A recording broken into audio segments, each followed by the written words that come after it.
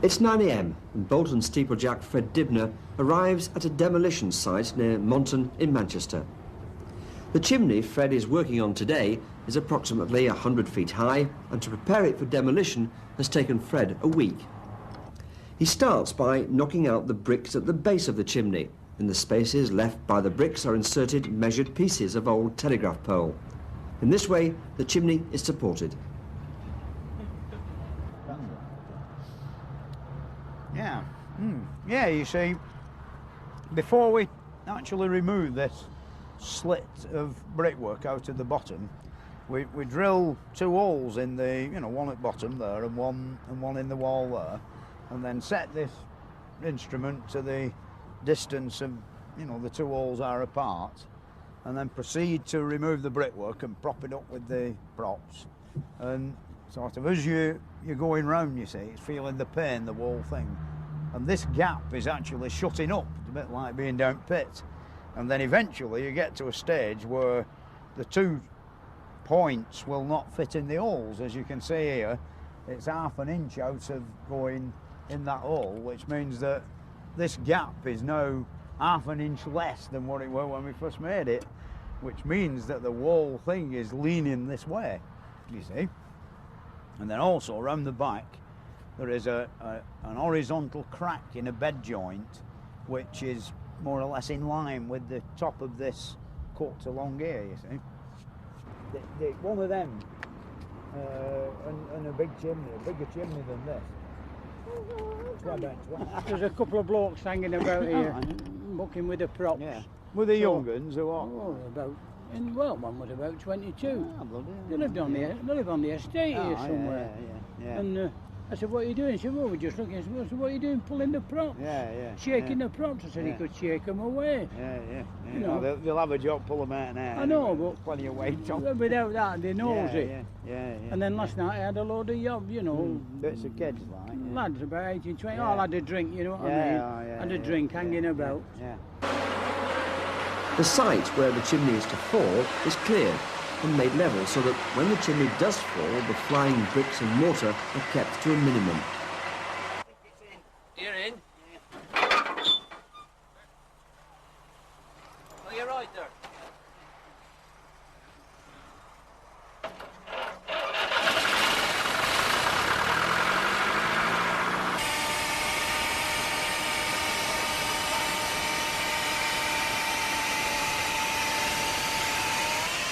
This job presents a real conflict for Fred, who would much rather be building or repairing a chimney than demolishing one.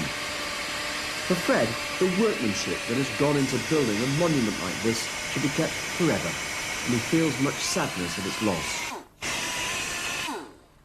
Yeah, this crack, you see, is telling us that the thing's definitely feeling the pain to go the right way. There's no way, not a chance in 1 million that the thing will go over there towards the canal. So we've really no worries. The job's over with as far as chopping the brickwork away at the other side.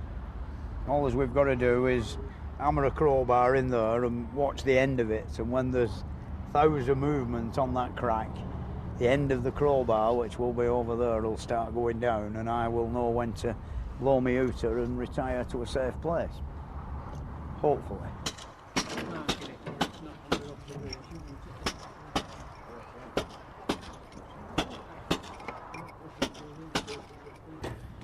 It's now time to build a bonfire. Where's these bloody rubber tyres, Oh, they're here, aren't they? Yeah, now then. After Fred and assistant Neil put the final chock into the chimney, a bonfire of wood and rubber tyres is built around the outside. Fred does things the traditional way, and for him it's the best way. He's perfected his technique over the years.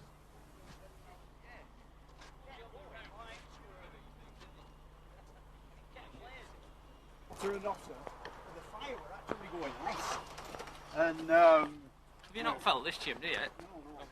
How many more have we got? The Whitworth one, I mean. Yeah, I'm just on with it now. Just give us a lift with this ray on top of here if we can get it on. Just like that, stuck under there. That's it. Most demolition men today use explosives, but Fred will not hear of it. He feels his way is safer, less costly, and more fitting to monuments of British history. Old pallets and pieces of wood that have been collected from the site are used as the bonfire builds higher.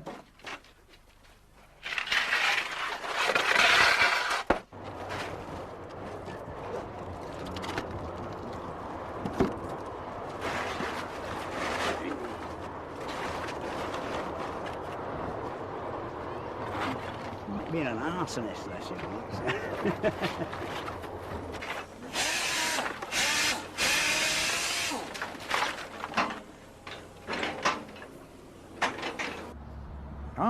We've got there's precious little literature on the subject of steeplejacking, but there are one or two books long gone out of print, with pictures in the 1890s of men doing work like this, you see, with propping them up on sticks.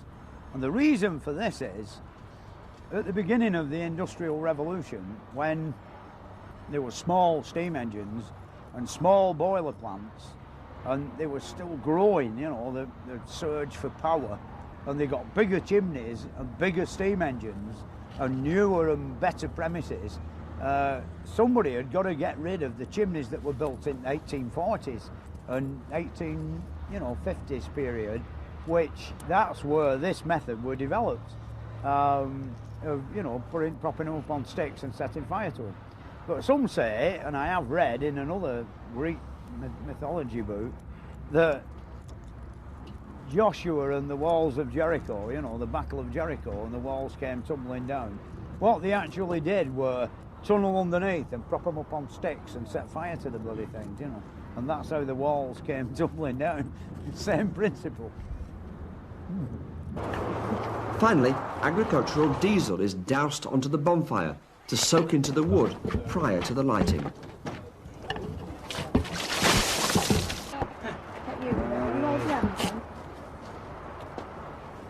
I'm in no trouble there, first timer. Right.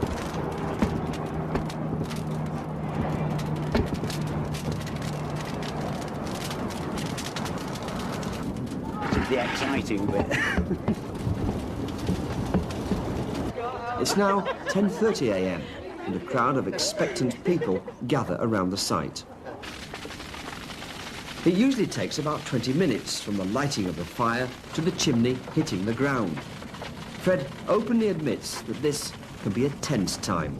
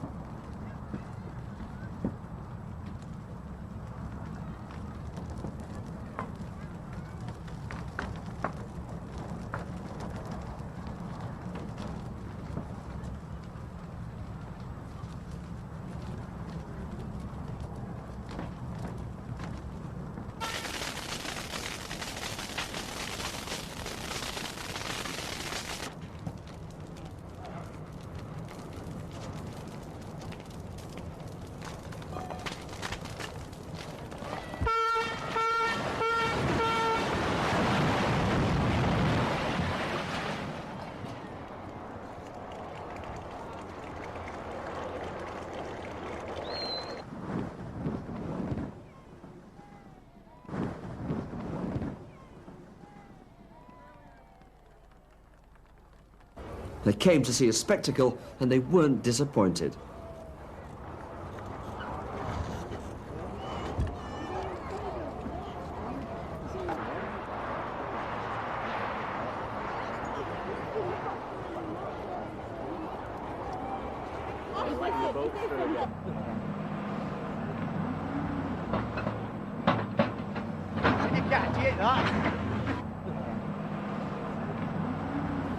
Fred picks up his bits and pieces and is on his way for a well-deserved pint to clear the dust.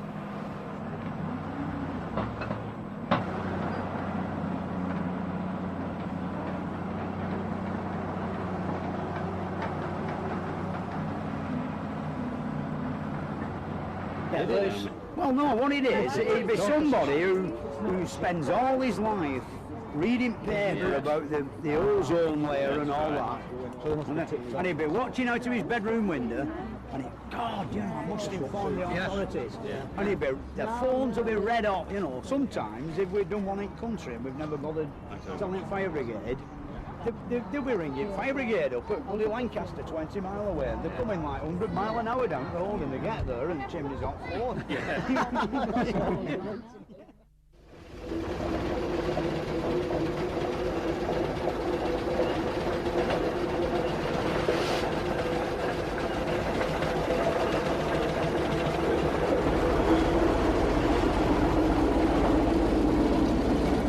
It's always a picturesque sight to see traction engines on the road. Fred often takes his 1912 Aveling and Porter road roller to traction engine rallies and is today on his way to Astle Park for the annual steam rally and get-together. Fred's road roller was originally named I.S.M after Fred's first wife, but following their divorce, the engine has been renamed Betsy after his mother because Fred feels mothers are more constant and reliable.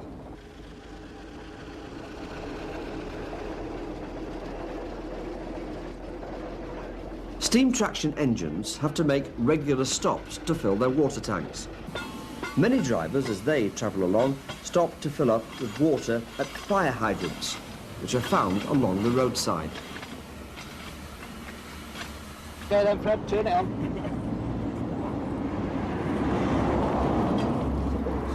It's a stiff one, isn't it? I think it's coming down the pipe now. We'll soon be with you. It's a good kink in it there. Here she comes. Pressure can't be very great or it would fire through, you know. I can a bit faster than that. To take water this way is technically illegal. That's Fred it. considers he's doing a public service by testing the hydrant and unblocking it. As he explains, You're doing the local water authority a service and the fire brigade as well, because imagine if your house were over there and sometimes these hydrants are full up to the top with muck, you know, and when we stop we've got to dig all the muck out before we can get some water out of it. And if your house were burning down day after the fire, you know, the fire brigade arrived and we hadn't stopped there before, there were precious minutes wasted when all your valuables were being melted down, you see. The thing is, I can't see why anybody should argue, you know, about us just pinching a few gallons of water. I mean, we're very good for the tourist trade as well. And also, sort of, you know, the lad who just gone by with his engine, he were in the middle of Lancaster one day and he snapped one open and the top come off. And it was belting up in the sky about 20 feet, you know, and so water everywhere. Sent him a bill for 20 quid, I think, or something.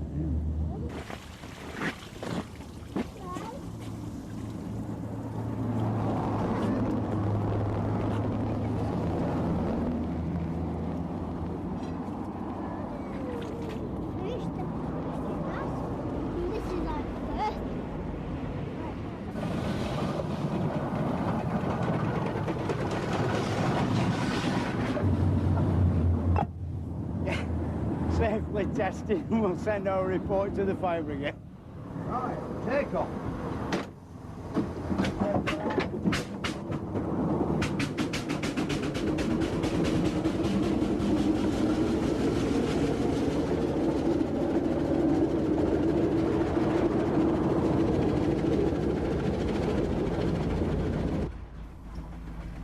Fred loves an excuse to take his traction engine out on the road and enjoys the journey to the rally as much as the rally itself.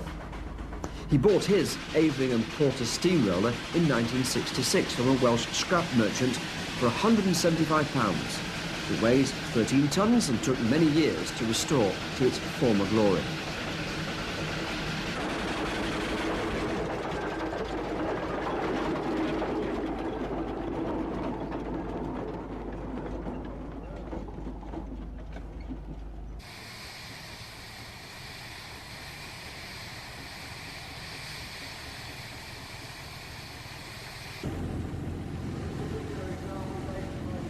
There are a great many traction engines and exhibits at Astle Park this year, and whenever you see Fred, he's usually accompanied by his young son Jack. Already Jack is showing a keen interest in steam engines, and perhaps with a little prompting from his father, will follow in his footsteps. A name more commonly associated with steamrollers, the Aveling.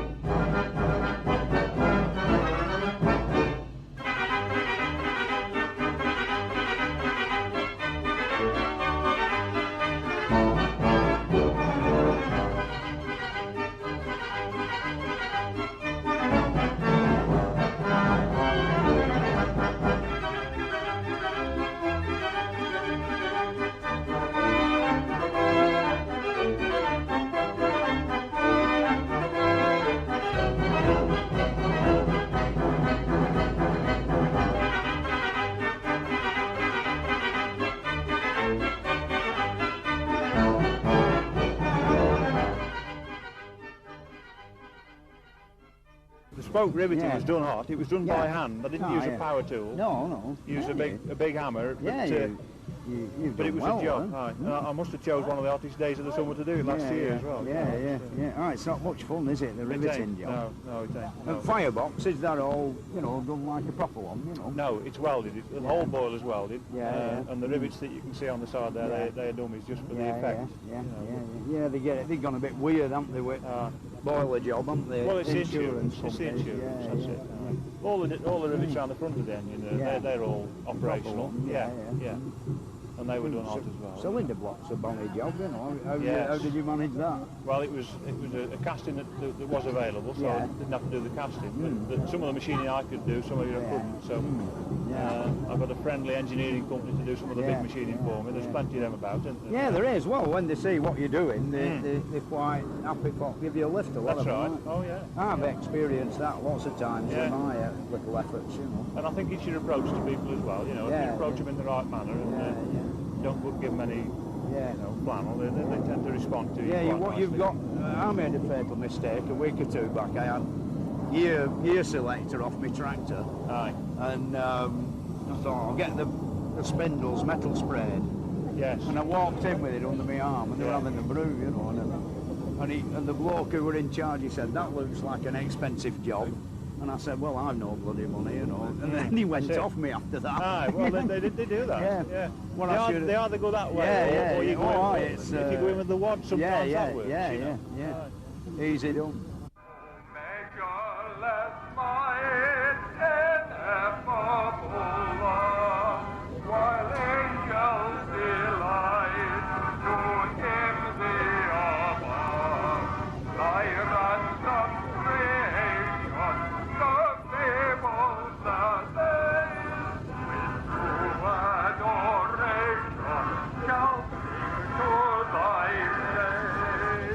He's a good singer, isn't he? Oh, yeah. Yeah, he's quite a boy, eh? Bit of a wisecracker. I'm getting too old for it, really, you know. It's sort of the first 20 years of the worst. Such dirty things and all, and spew muck everywhere. Off. As soon as you finish cleaning it, it's as bad again after the first journey. So why do you do it then? Well, I like it. It's sort of a love-hate relationship.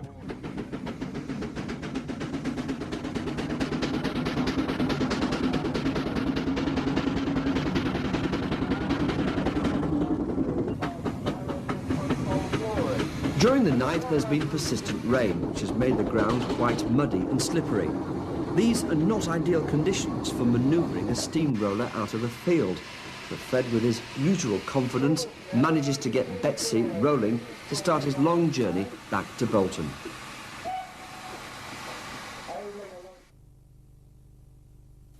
The start of another busy day. Fred and his young son Jack arrive to service a stationary steam engine. Been here a long time, hasn't it now? Hey! Yeah then, here it is. No steam engine. What we've done. Let's have a look and see how the brush is going. There's a bit on there. Somebody's been modelling with it. Right. Let's clean up first. Yeah, well, come on, we'll light the fire in a bit. We'll go and try these things on our boiler. Come on. Oh. Yeah. Before servicing the engine, they have to get steam up. Yeah. To reach the right pressure usually takes about an hour and a half. It's a bit too big, that, yeah. Fred and Jack stoke the boiler with chopped wood to get a good blaze going.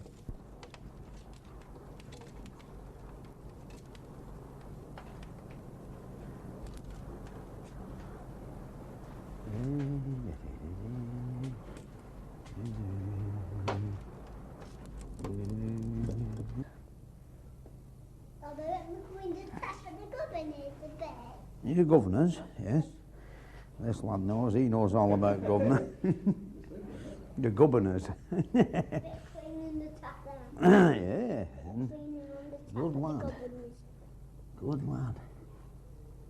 Cleaning the back of the governors. You can do with getting an old vacuum cleaner like that Neil had, you know. They're handy them for sucking up stuff, you know.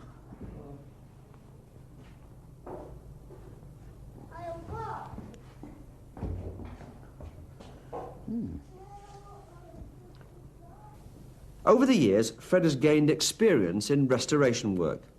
Much of what he knows has become a dying art, so typically Fred has perfected these skills of another era, Victorian steam. Now he's much sought after for his expertise. A really big and well-paid job came when he was asked to give his opinion on a price quoted for the restoration of this stationary steam engine. Outspoken as always, Fred said he thought it was far too much money and promptly said he'd do it for considerably less money and still make a profit.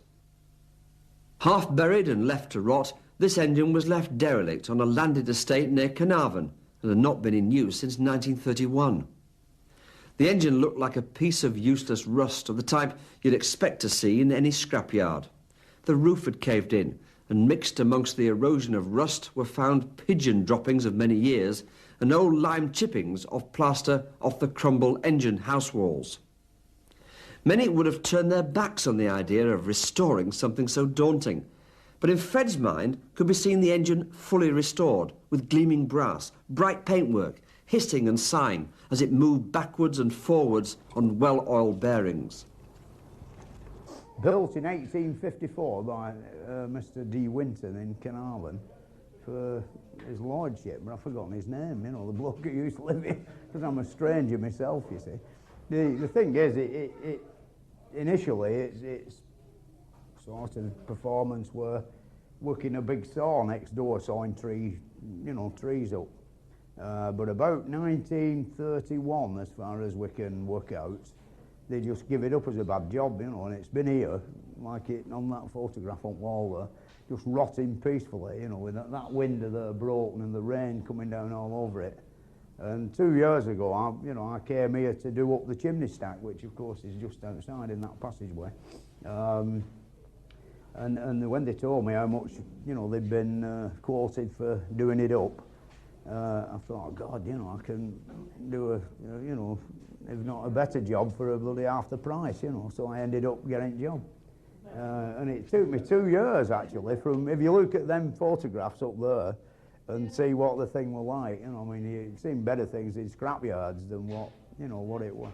But I'm glad I did it because it's a nice engine, you know. It's I think like they must have tried a bit harder because it was for the nobility, you see. Than hello, my mate. Is the boiler all right? Shall we have a go at making it go round, you know? Fred opens the valve and engages the steam, which sets the engine into motion. Yeah, all right, mate. Yeah. Yeah, we'll get the governors. The engine is now running smoothly and contentedly, having been well serviced, and looks as good as the day it was made. I don't think he'd ever had a great deal of overuse, you know. The wear on it were, on the main bits that are generally very worn on a steam engine, they were in quite good order. The vandal really had done more harm to it with the big hammer trying to get the brass off it. Like that thumping inside, I think that's the piston rings on the piston being a bit slack, you know. It generally sounds like that, but it's no detriment to it. There's no knocks outside, you know. That's the.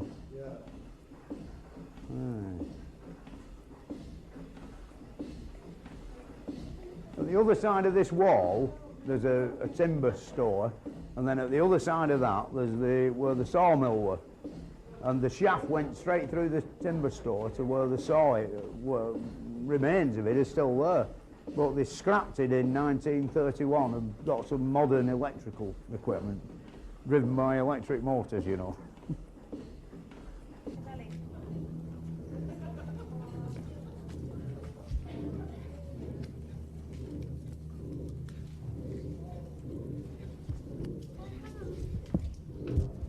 Come on, Jack. Let's go home now. We'll go and see your mum. We've had enough for today. Come on, dear.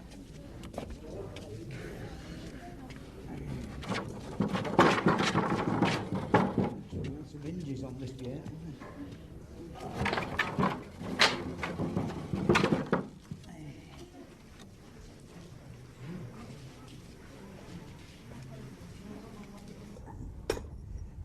This is the first hole drilled in the bottom of the chimney.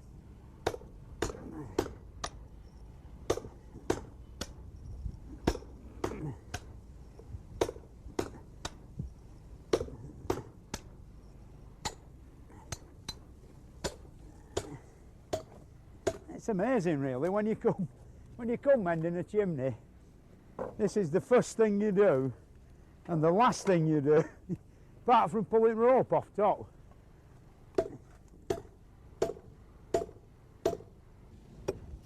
Fred's assistant Neil ties ropes with special knots for safety to the bottom of the ladder. Through the knots he threads masonry hooks, which later will be knocked into the holes, which Fred has already made in the chimney to hold the ladder whilst Fred climbs to the top. Each time a ladder is extended, the same procedure is followed. Thus the ladder is held firmly in place. Right. Up the apples and pears we go. Wait a minute.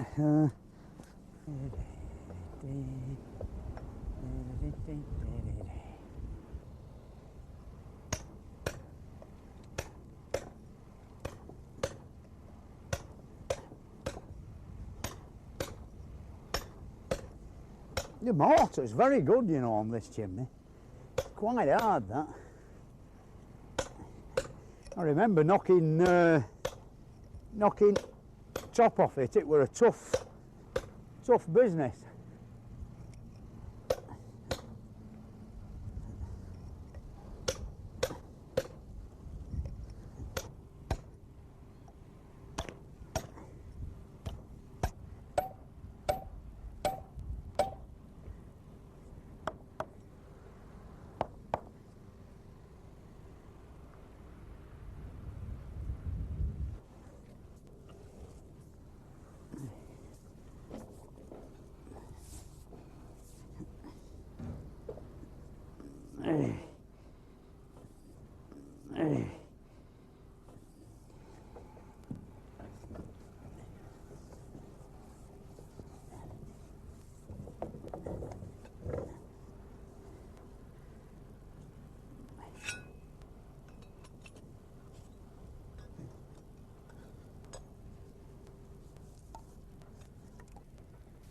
In this instance, there's a school right next door to where Fred is working, and the children in the playground are fascinated by Fred's climb.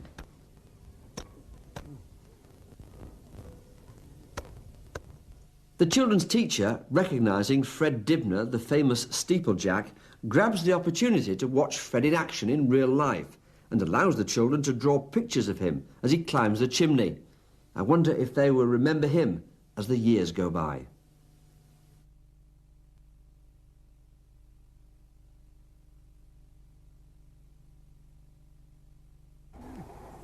Two-thirds of the way up, Fred looks like a small gnome climbing up the chimney into the sky. A great deal of concentration is needed to maintain his balance on the ladders. Meanwhile, the children are still completely fascinated. Fred has reached the top of the chimney. What do you see, Fred Dibnah, as you dream?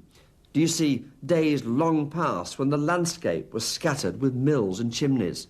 The streets heaving and clattering as the mass mill population came to the end of their day and drifted off to their homes close by the mill.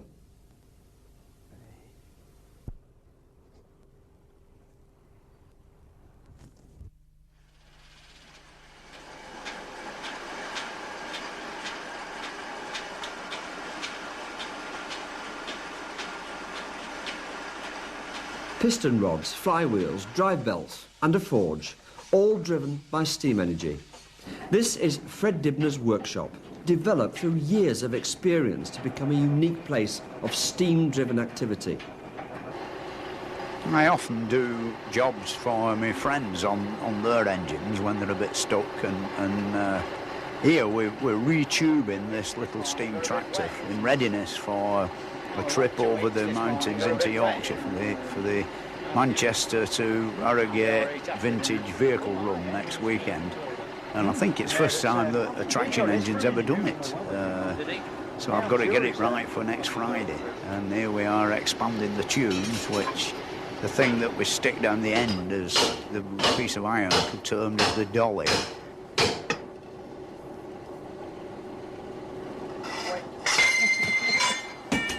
And you keep knocking till it hits the square. That last shock, it drops out.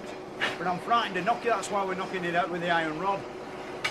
If it hits hard up, it's sort of that little bit of boom and it drops out.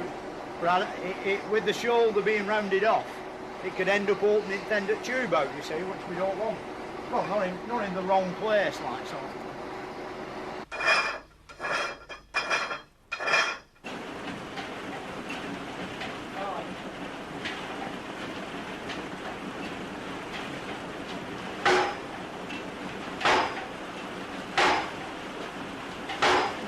When we put the tube expanders in and they start, you know, if all the tube starts going round, you're in trouble, like. But there's no way these are going to go round because they're just that nice, got a nice grip in the tube, in the firebox end.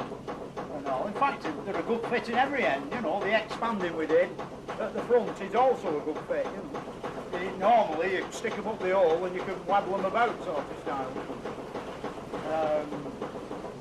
With just what you might call got it right.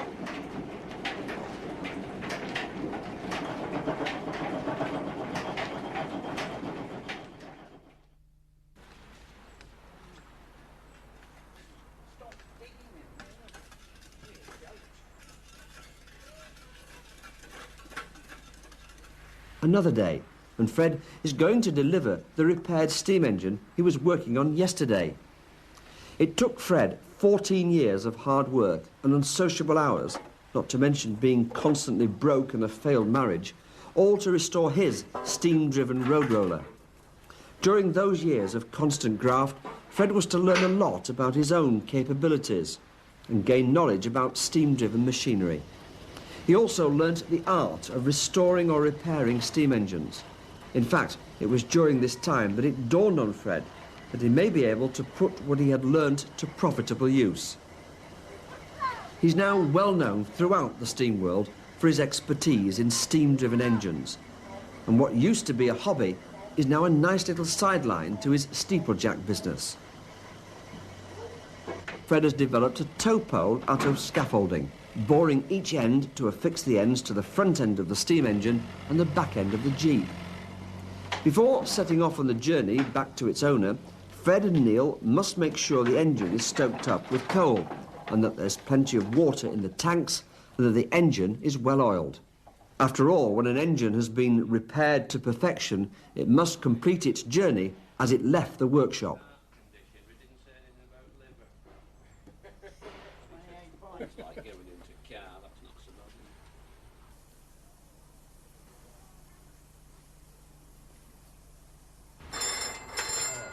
Big job, £20,000 job there. That's a lot worse, but not me normal healthy self. Yeah.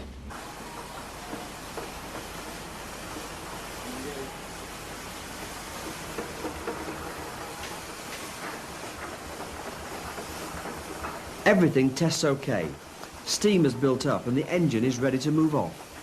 Fred, Neil and Jack set off on the beginning of their journey. Up the hill, through the yard, avoiding cars, washing lines and spectators.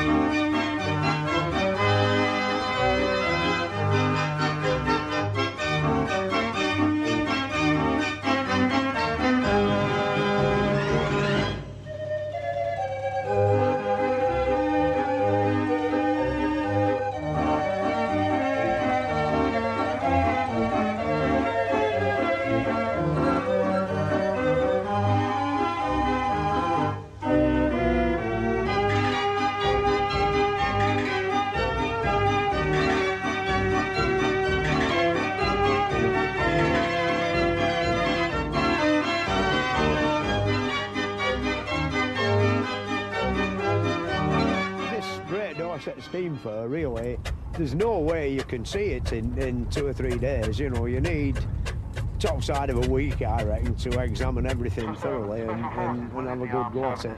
And you can literally see it from 10 mile away, you know. Well, you know, I've like approached it and you can see it from miles and miles away.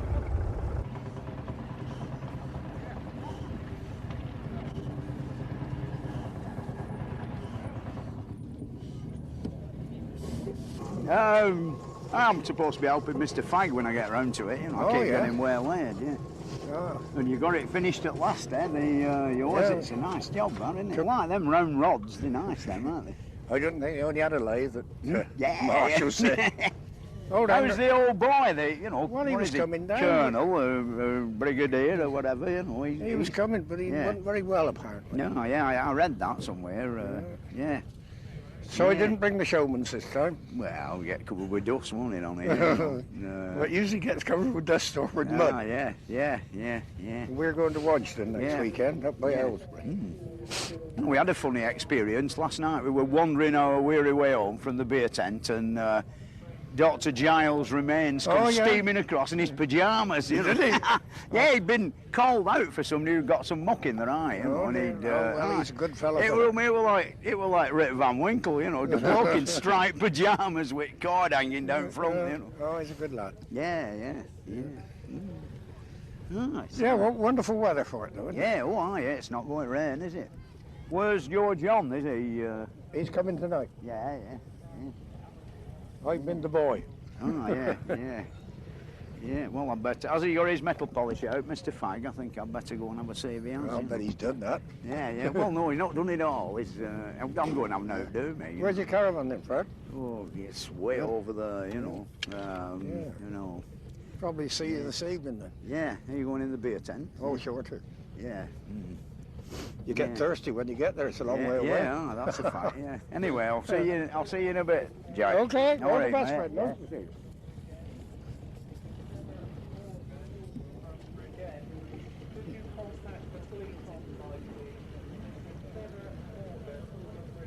I've nearly come to dying twice in all my 20 odd years of, nearly 30 years of climbing up chimneys.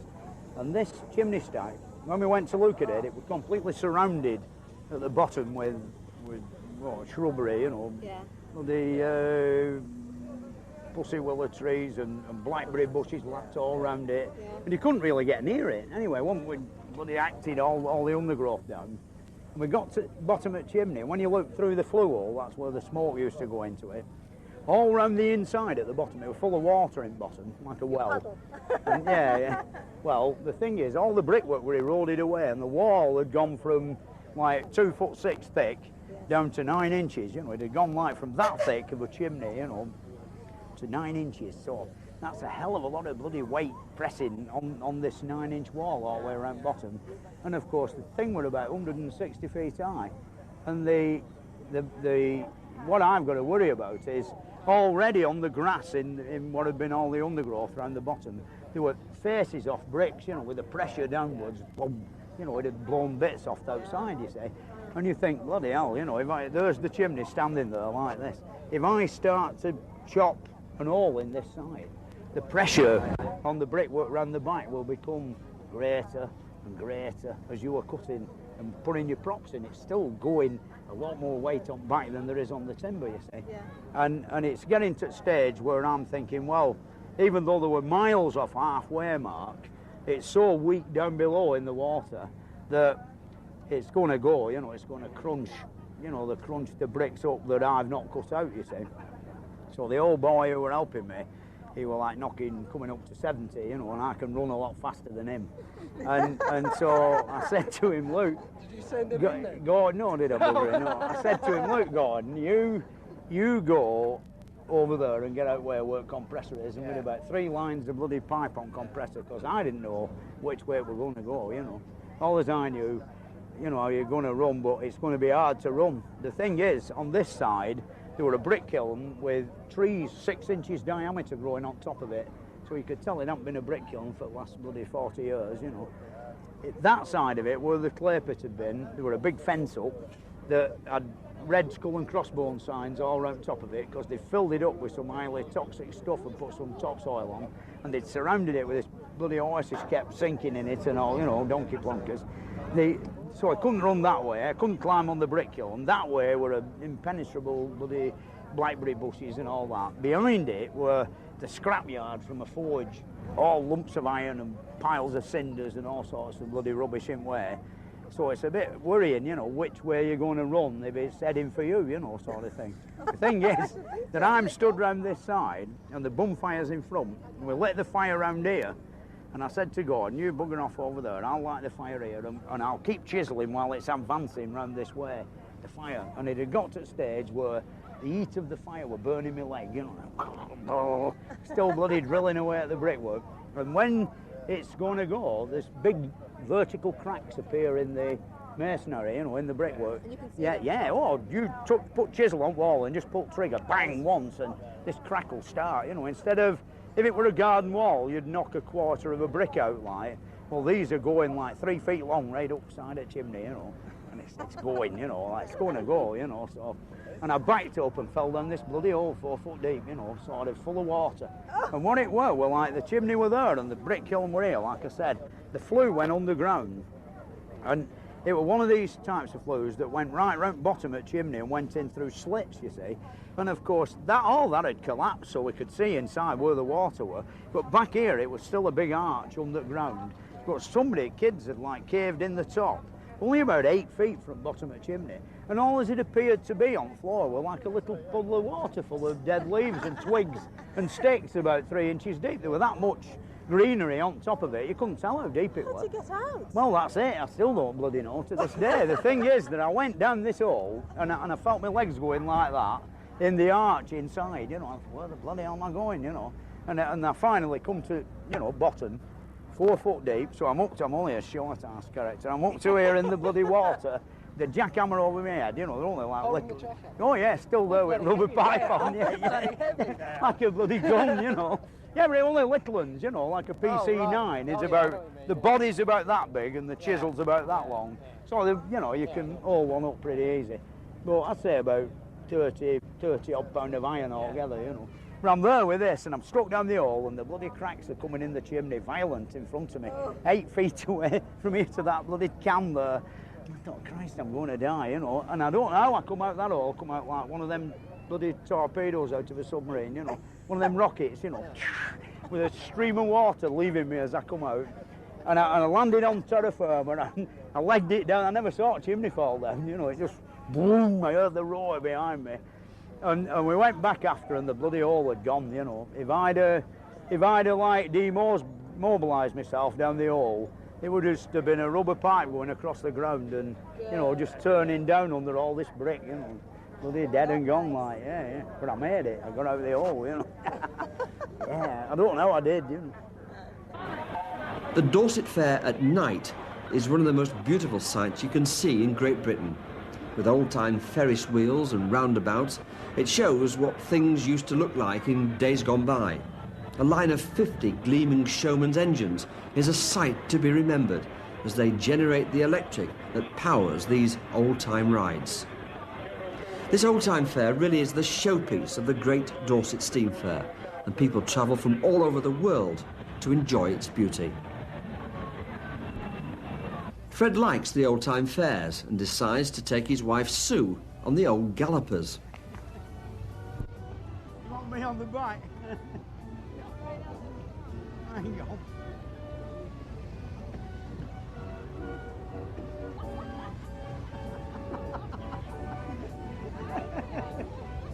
Groucho.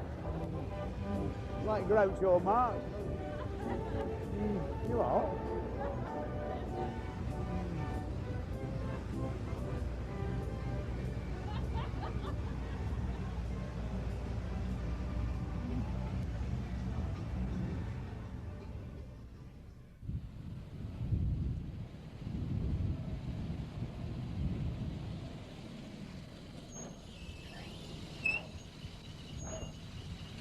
This chimney, it once belonged to a paper mill, but according to neighbours round here at the older end, like, you know, it shut in 1920s and then became various other things, you know, afterwards. But I often wonder when I were a little lad why this chimney were always bright red and you know, never black like all the other ones round here. This is the... When this is gone, there's only one more left in this town when it's gone, this. Like, when we're not sat on tops of chimneys, you know, we spend a great deal of time knocking the things down, and basically here what we're doing today is we've removed a section of the brickwork from the base of the chimney stack, and we're replacing that with wooden props and wedges and cap pieces, as you can see. And then when we've removed the, you know, remainder of the brickwork, basically we set fire to the timber, and down comes the chimney stack. This method really, in confined places, compares very favourably with the dynamite men, because you don't get bricks blowing out all over the neighbourhood.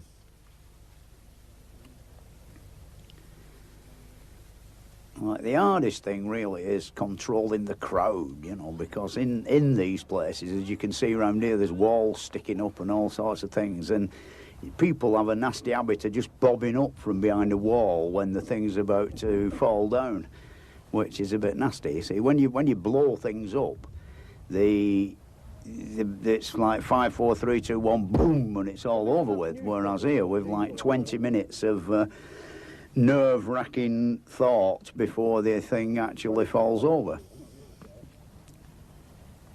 Here, we're having a bit of bother getting the fire going.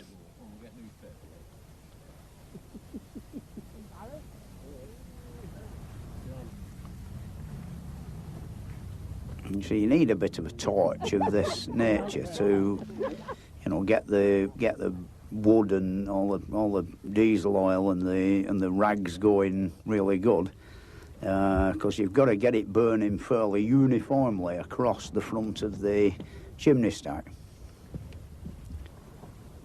Once you have lit it, it's out of your hands then. It's in the hands of that guy upstairs, you know.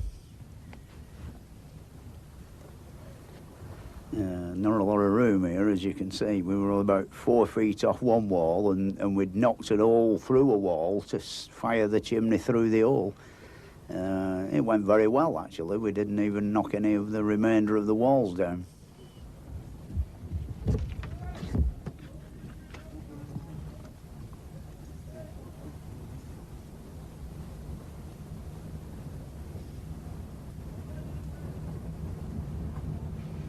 And all the wood were wet. It were being particularly stubborn that day, you know. As a rule, it's generally blazing away by now. We didn't do too well, you know. The whole place had burned down, the works, and the fire brigade had done the bit wetting all the wood through. There we go, it's taking over now quite well.